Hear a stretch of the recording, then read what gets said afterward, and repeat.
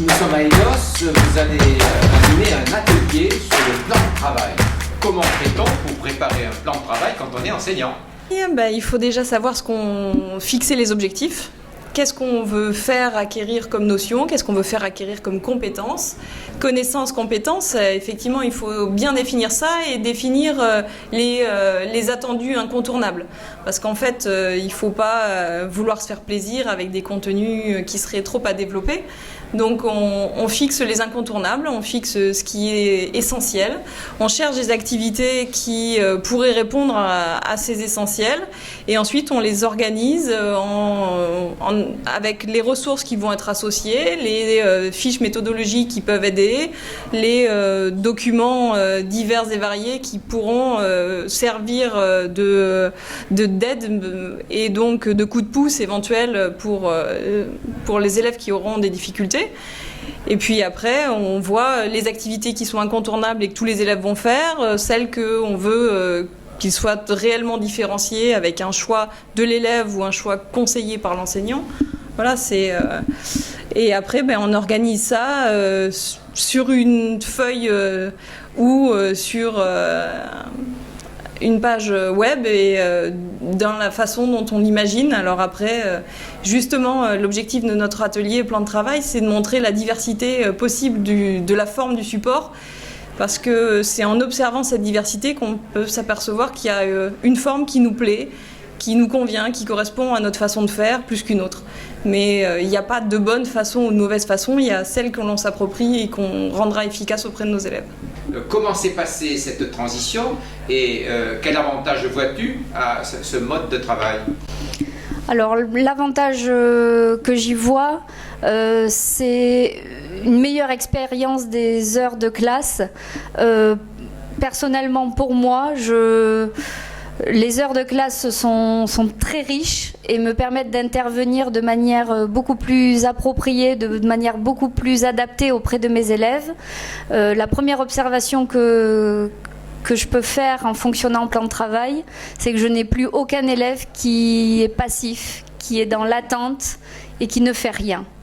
Donc à partir du moment où je vois tous mes élèves s'engager dans les activités, se déplacer dans la salle pour aller chercher des ressources, poser des questions à leurs camarades, pour moi c'est le premier observable qui ne me ferait revenir en arrière pour rien au monde. Alors, ils font quoi à la maison alors? Moi, j'ai opté pour une expérimentation qui consiste à laisser les élèves réfléchir et organiser eux-mêmes leur travail en choisissant ce qu'ils font à la maison et ce qu'ils font en classe.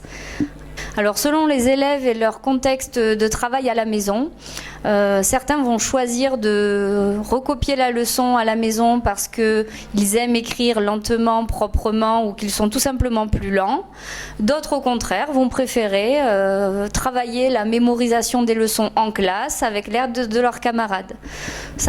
C'est difficile de laisser le choix aux élèves et en même temps ce lâcher prise leur permet aussi de se poser des questions sur leur propre fonctionnement, sur leur méthode pour apprendre, et donc c'est intéressant aussi de permettre à l'élève de mieux se connaître en tant qu'apprenant. Est-ce que tu assures toi qu'il y a une véritable continuité entre le travail de la classe et le travail à la maison en autonomie pour l'élève?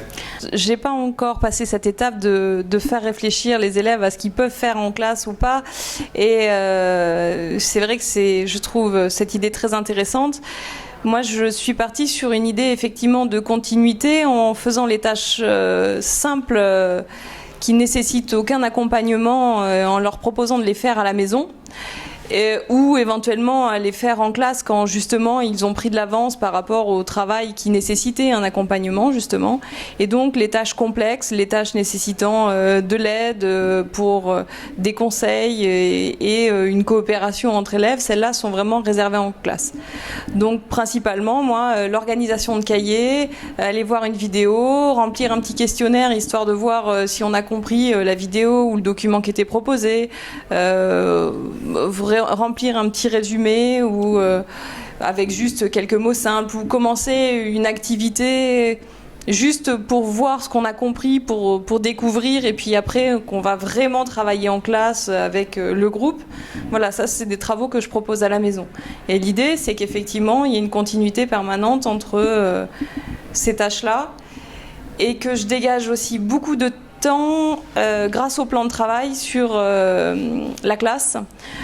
En classe, le gros souci, c'est que quand on leur demande d'écrire un titre, de copier une leçon de 3 lignes ou de coller 3 feuilles, en collège, ça prend une demi-heure. Donc ça, c'est des tâches, ils n'ont pas besoin de moi. Et donc ça, c'est des tâches que j'écris sur le plan de travail, dans la partie à faire à la maison. Et je me dégage du temps pour justement être à côté d'eux quand il y a de la réflexion, il y a de la méthodologie, il y a des choses importantes qui sont mises en jeu. Donc les tâches complexes, c'est en classe, et les tâches simples, je les reporte à la maison.